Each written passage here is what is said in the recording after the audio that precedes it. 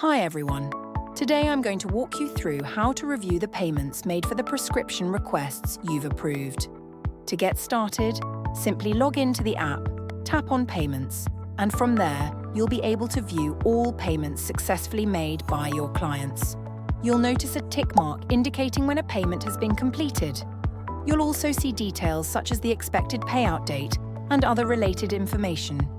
If the status is highlighted in orange, it means the payment has not yet been made.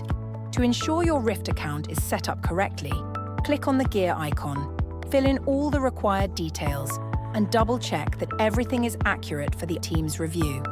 This helps avoid any issues once payments are processed.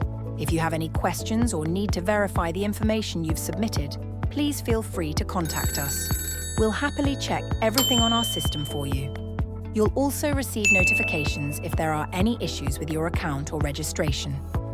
We're always happy to help.